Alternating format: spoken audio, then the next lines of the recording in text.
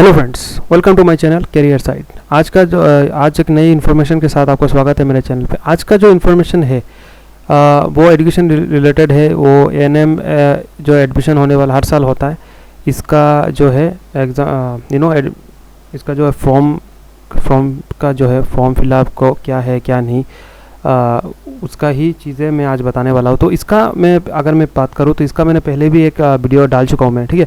इसका ही मैंने जैसे कहा था थोड़ा एक्सटेंडेड, थोड़ा और इन्फॉर्मेशन जो एलिजिबिलिटी क्राइटेरिया क्या है क्या नहीं, इसके बारे में और डिटेल से बात करेंगे। जो इसी वेबसाइट में श्रीमंत शंकरदेव यूनिवर्सिटी में मैंने आपको दिखा दिया पहले के वीडियो में, जहाँ पर मैंने कह दिया था कि क्या है क्या नहीं, ठीक है। तो उसका ही एक्सटेंडेड है कि और भी क्या है क्या नहीं, एलिजिबिलिटी क्राइटेरिया क्या है इसमें, ठीक है ना। सारे बातें जो है इसमें मैं बात करूंगा, क्योंकि इसमें सारी चीज़ें डिटेल से कहा गया है। क्योंकि पहले के जो वीडियो में मैंने कहा था वहाँ पे जो इन्फॉर्मेशन था वो थोड़ा था, क्योंकि आपको कहने के लिए, ठीक है। वो भी श्रीमंत शंकरदेव यूनिवर्सिटी ने छोड़ा था, लेकिन उन लोग ने ये भी बताया था कि आपको और भी डिटेल चाहिए तो दूसरे जगह में जाके, मतलब दूसरे एक नोटिफिकेशन उन लोग ने दिया था, वहाँ पे जाके आप देख सकते हो। तो इसके बारे में मैं आज बात करूँगा, क्या है क्या नहीं, इसमें क्या लिखा हुआ है, ठीक है। तो इसका जो है सिंपली कुछ नहीं लिखा है, ज़्यादा कुछ नहीं है। तो इसका जो है एलिजिबिलिटी क्राइटेरिया है वो फीमेल कैंडिडेट होना पड़ेगा, ठीक है, मेल कैंडिडेट के लिए नहीं है। एंड इनका जो ऑनलाइन एप्लीकेशन फॉर्म है इसका आप देख लो 22/8/2024 से लेकर 7/9/2024 तक ही होगा, ठीक है। एंड इन लोग ने सही ढंग से कहा गया, केयरफुली आपको इंस्ट्रक्शन पढ़ के, मतलब ये जो चीज़ें हैं पढ़ के सही ढंग से आपको एप्लीकेशन फॉर्म भरना है। क्योंकि अगर आपने थोड़ा भी गलती किया तो हो सकता है आप एंट्रेंस क्लियर कर ले, लेकिन बाद में एट लास्ट जाके आपको क्योंकि आपने सही ढंग से अप्लाई नहीं किया, मतलब फॉर्म फिलअप नहीं किया, कुछ गलती कर दिया, तो आपका एट लास्ट जाके आपका एडमिशन नहीं हो सकता। बाद में आप चिल्ला के लाभ नहीं है। जैसे कि नाम को लेकर आपने नाम दिया, गलत नाम को लेकर उसमें कुछ खास होगा नहीं, लेकिन फिर भी आप गलती क्यों करना है। छोटा चीज़ों को लेकर, मान लो कोई एक मार्क्स 11-12 का कोई मार्क्स आपने गलती से कुछ दूसरा डाल दिया है, तो इसमें प्रॉब्लम्स आपकी का होगा, क्योंकि आपने कुछ गलती डाल दिया ना, तो इसका हो सकता है अंत में जाके आपका रिजेक्ट हो जाए, और रिजेक्ट होगा भी, ऐसा होता भी है, ठीक है। आप कोई भी चीज़ें मतलब गलती से ना डालें, हर चीज़ें धीरे धीरे करके सुंदर तरीके से एप्लीकेशन को बढ़े, ठीक है। यहाँ पे सुंदर तरीके से देखो, यहाँ पे कहा भी गया है, ठीक है, fill up after carefully going through the instruction along with the form in the website, ठीक है। जो सुंदर से पढ़ के, ये एप्लीकेशन पढ़ के और सही ढंग से आपको अप्लाई करना है। इसका एग्जामिनेशन होगा 22 को। एंड रही बात इसका एग्जामिनेशन सेंटर, यहाँ पे तो गुवाहाटी में होगा, डिब्रूगढ़ होगा, सूरत होगा, तेजपुर, सिलचर, लखीमपुर, डिफू एंड कोकराझार, ठीक है। ये कुछ जगह है जहाँ पे एग्जामिनेशन होगा। एंड अच्छा, एग्जामिनेशन नॉर्मली कहाँ होगा, देखो ये जो है ना, ये गुवाहाटी, डिब्रूगढ़, ये सब मतलब किसी स्कूल में नहीं होगा। ये मतलब जो मेडिकल कॉलेजेस है ना, शायद इस पे ही हो जाए। जो Silchar medical college, Silchar medical, Guwahati में, डिब्रूगढ़ में आसाम मेडिकल कॉलेज है, ठीक है, जोरहाट मेडिकल, तो ये नॉर्मली यही पर ही होगा जितना मुझे लग रहा है एग्जामिनेशन, ठीक है। लेकिन इन लोगों ने कहा दिया है कौन सा जगह में होगा, जो भी है। एंड इसका पेमेंट गेटवे ऑनलाइन में ही होगा, ठीक है, आपको देना है। एंड रही बात और एक जो भी इंस्ट्रक्शन है इन लोग, अच्छा, एलिजिबिलिटी क्राइटेरिया इनका ये तो मैं आपको पढ़ के सुनाऊंगा। ये एडमिट कार्ड जो होगा, ये पहले भी बोल चुका हूँ, 16 तारीख को आएगा, तो इसी वेबसाइट में ही आएगा, ठीक है।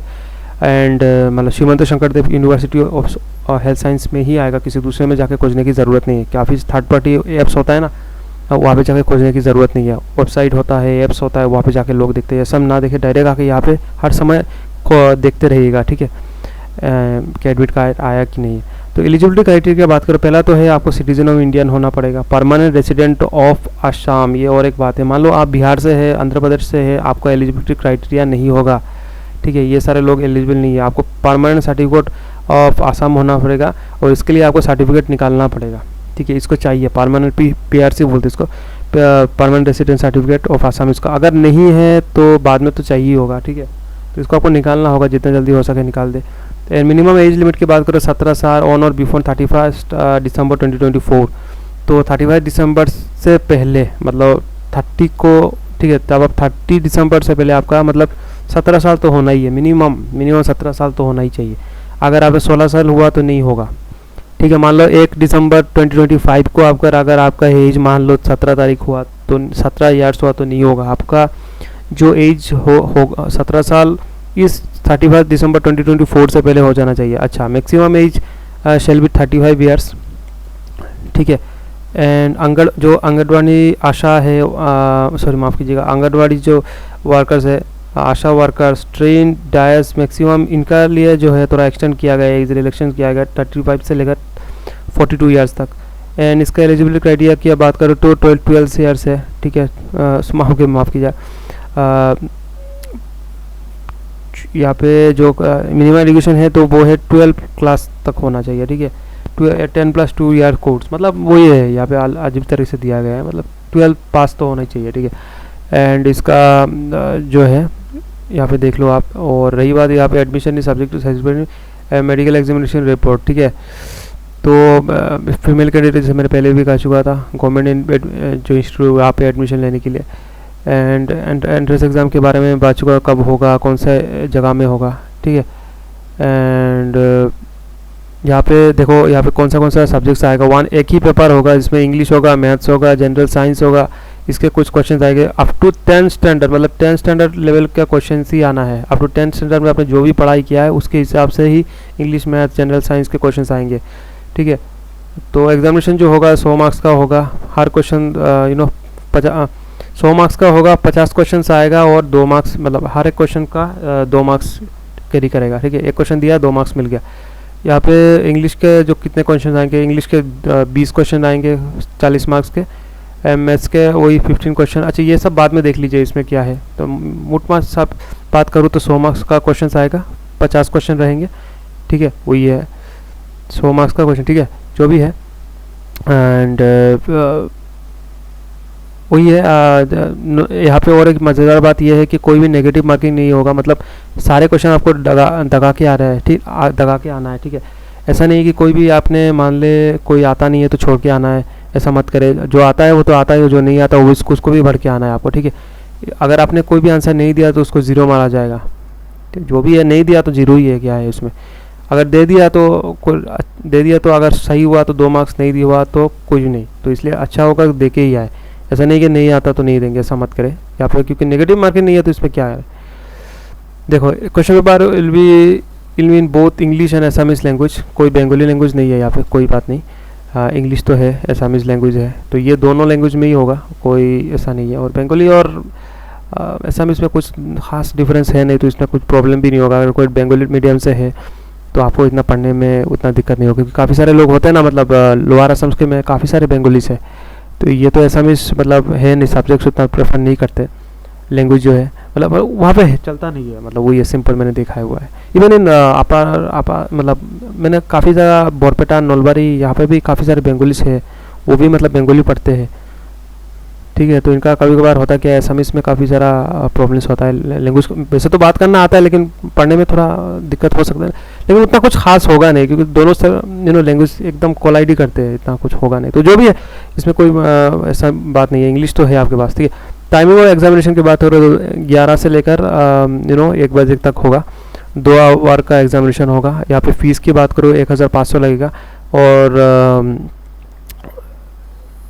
यही है जो नॉन रिफंडेबल है, जो भी है। SC/ST के लिए तो यहाँ पे देख लो, यहाँ पे थोड़ा कम है, 1200 है। एंड जो एग्जामिनेशन फीस दिव्यांग जो लोग हैं, PWD कैंडिडेट, इनके लिए कोई भी मतलब फ़ीस नहीं चाहिए, जो 1500 का हो या 1200 का हो, जो SC/ST के लिए लग रहा था, ये सब नहीं चाहिए। एंड यही है इम्पोर्टेंट नोटिस, ठीक है।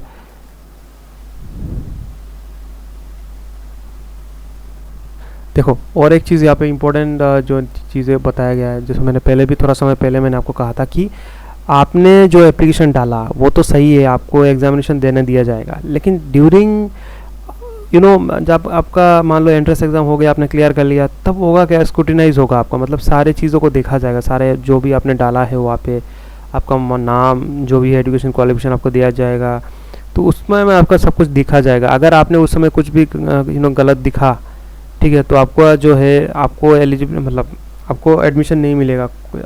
तो इसलिए मैं हमेशा कहता हूँ जो भी एप्लीकेशन फॉर्म के समय आप डालें, जो भी है नाम कहो, एजुकेशन क्वालिफिकेशन की बात करो, तो वो सही ढंग से डालें, कोई भी चीज़ गलत मत करें। अगर आपने गलती किया तो आपका बाद में एडमिशन में प्रॉब्लम हो जाएगा, ठीक है। बाद में आप चिल्ला के लाभ नहीं है, क्योंकि वो कहेंगे कि यहाँ पे देखो बोल्ड करके लिखा गया था, आपने क्या नहीं पढ़ा, तब उस समय बात करके लाभ नहीं होगा, ठीक है। तो मेरिट लिस्ट आएगा। मेरिट लिस्ट कुछ दिन जब भी एग्ज़ाम देने के बाद आपको मेरिट लिस्ट इसी वेबसाइट में आपको देखने को मिलेगा, है कि नहीं। तो यही था आज का और इन्फॉर्मेशन जो मैंने उस समय कहा था। तो इसको एप्लीकेशन को करने के लिए कहा जाना, तो मैंने उस दिन भी बताया था, तो पहले फिर से आज बता रहा हूँ कि SSC में वेबसाइट में जाके यहाँ पे अब पहले जो है ये जो चीज़ें SSC श्रीमंत शंकरदेव यूनिवर्सिटी हेल्थ साइंस जो लिखा है यहाँ पे मानना है। इस यहाँ पे मानने के बाद आपको एंट्रेंस एग्जामिनेशन में जाना है। यहाँ पे ऊपर लिखा है देखो न्यू में, यहाँ पे क्लिक करके एंट्रेंस एग्जामिनेशन जाना है। थोड़ा नीचे करके 7 नंबर पॉइंट पे आप देखो यहाँ पे लिखा हुआ है एप्लीकेशन फॉर्म। यहाँ पे देखो नीचे में जाके एप्लीकेशन फॉर्म में मार के आपको एप्लीकेशन फॉर्म पे मारना है, ठीक है। यहाँ पे मार के नेक्स्ट करना है, ठीक है। उसके बाद सारे चीज़ें आपका जो भी है NM के लिए, ठीक है, यहाँ पे सब कुछ भरना है। नाम क्या है, क्या नहीं है, क्या नहीं है, सब कुछ यहाँ पे डाल के उसके बाद आपको सबमिट कर देना है कि नहीं। तो यही था आज का information related education information related NM entrance examination. आशा करता हूँ आपको अच्छा लगा होगा। अगर कोई भी पॉइंट्स आपको समझ में ना आया हो तो ज़रूर से पूछिएगा ज़रूर, ठीक है। Thank you for watching my video.